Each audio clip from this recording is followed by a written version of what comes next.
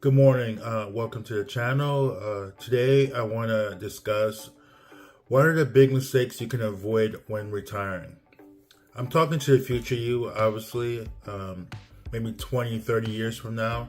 But for you to start on this path, you have to do it now, actually. You can't wait till you get to 60, 65, 70, and then you decide to start doing these things. So the first thing is not starting early enough. You need to start as soon as possible saving for retirement. You don't start saving in your 40s, your 50s, and 60s. That's usually too late. You can still do it that way, but it'll take more money out of you, and obviously when you get older, more things happen in life. You're dealing with more. When you're younger, you're actually dealing with less. You have your parents' support, and it's a little easier.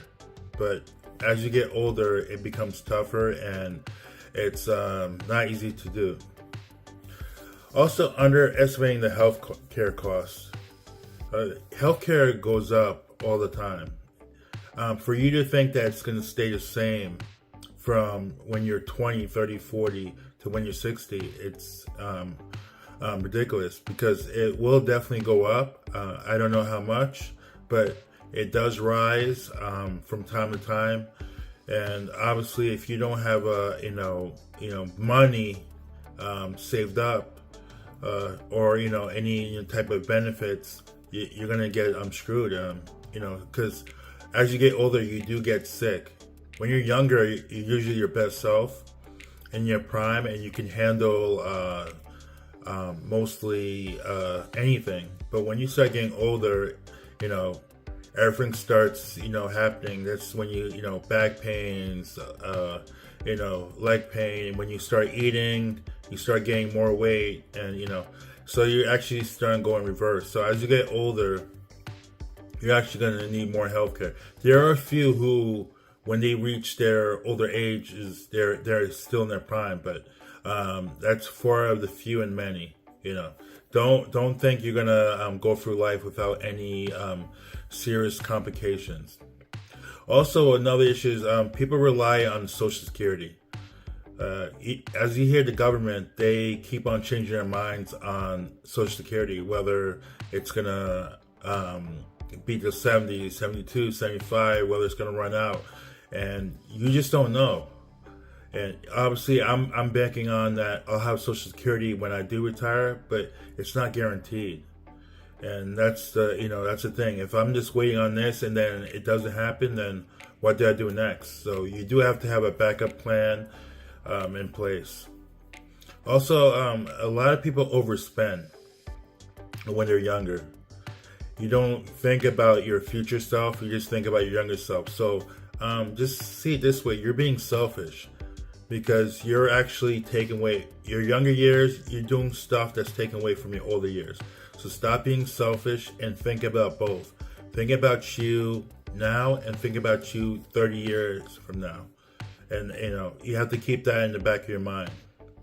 Also, with investments, you need to a lot of people, they don't think about diversifying. They only invest in one thing, but it's good to spread out your investments, stocks, bonds, real estate, businesses, etc. It's good to spread them out, instead of just leaving in one spot, because sometimes if there's something going on in the economy, if that section or category that you're actually invested in gets hit, you can lose your money, or you'll have to actually wait till your money comes back up. And some of you, when you're retiring, don't have any patience at all. So I know you'll have all the time in the world when you retire, but you won't have that much patience. Also, you gotta it's called support children, maybe. So that's another thing. Because if you do have kids, just because you plan to retire, you might have to actually, take care of your kids also. No one's saying your kids are going to follow the right path and do the right thing. Sometimes you have to bail them out of situations. So Just because you think you can retire yourself doesn't mean that you can retire, because if you have kids or loved ones, you might actually have to help them out. So you not having extra money saved up will, cause the issue. And that's where I go into having an emergency fund. I talk about this in all my videos, having an emergency fund for all emergencies, and to keep adding to that emergency fund every year. It could be 5% of your income. It could be 10%.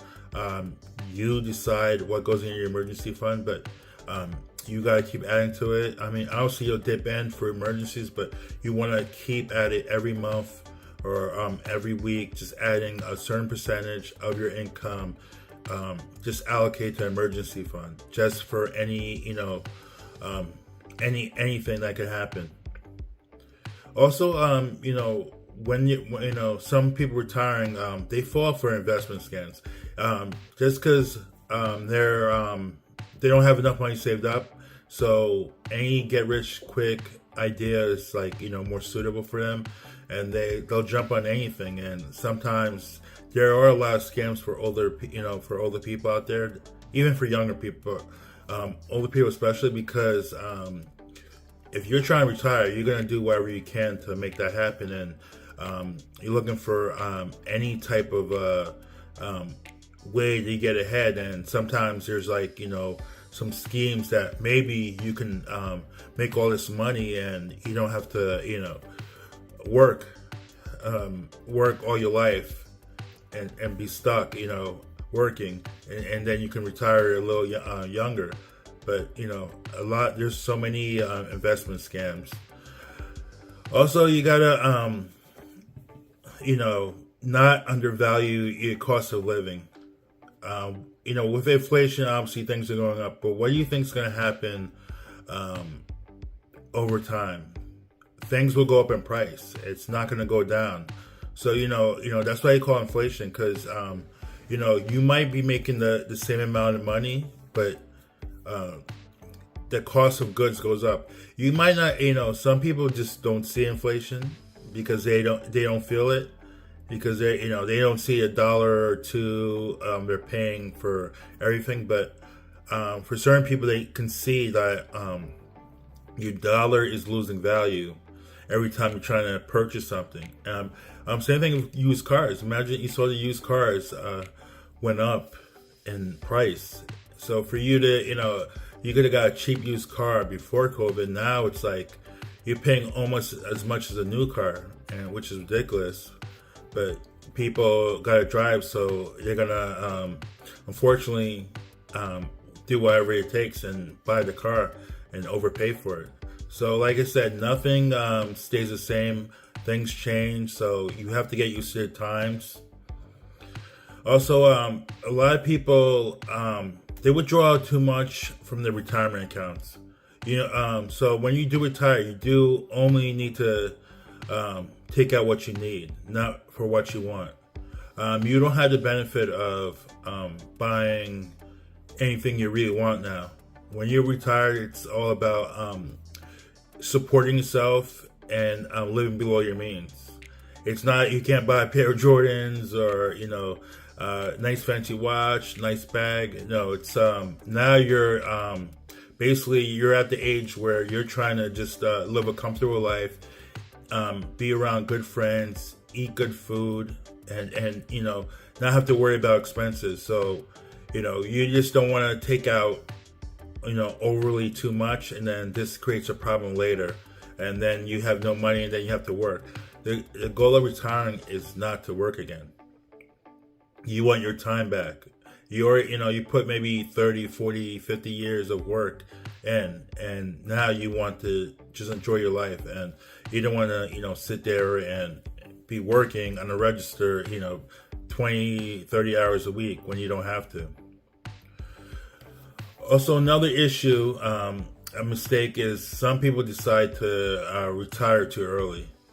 Meaning they, you can go at 62, I think now, and they're 65 and they're 70, 72. A lot of people want to go early, but you got to make sure you have a plan in place. You got to make sure you have a budget, and that you're not going to be overspending. Obviously, you got to put aside healthcare expenses and expenses for food, gas, maintenance on your car, maintenance on your house. All these different things you have to factor in, before you think about trying to take your retirement early. And another mistake a lot of people do make is failing to update your beneficiaries on your estate plan. You got to keep all your financials up to date. Obviously, no one's going to live forever. You don't know when something's going to happen, and you do want to keep some sort of backup plan for kids or any of your family members. You always want to have a plan of attack, as they say, because life comes at you, and then you have to come back at it and be in attack mode. Also, a mistake, and that was called retirement is, you might want to consider a part-time job, not because you need it, more because, to give yourself something to do. A lot of people retire thinking that they can just retire and that's it. But when you don't do nothing, you sit at home, it's actually not good for your body. Just to, sit home and do nothing. So you actually have to keep moving. It's like a car. When you have a car, you want to, keep that car running. If you stop running that car, it gets, what happens to it? It gets really rusty and then it stops working. So, your goal is to keep yourself moving and keep your body going. So maybe, 20 hours a week, 15 hours a week, it might help you, cope more with, being personal with other people. You don't want to just retire and stay at home all day and watch TV. And, sometimes you need that mental clarity, talking to people, which will help you, for a better retirement and help your mental and your physical. Because retirement's both physical and mental. You'll have to have both. Because if you're not talking to people, you put yourself in a corner. I don't think it's gonna go the way you planned. You might even hate your life. Also, another common mistake is neglecting to pay off your debt.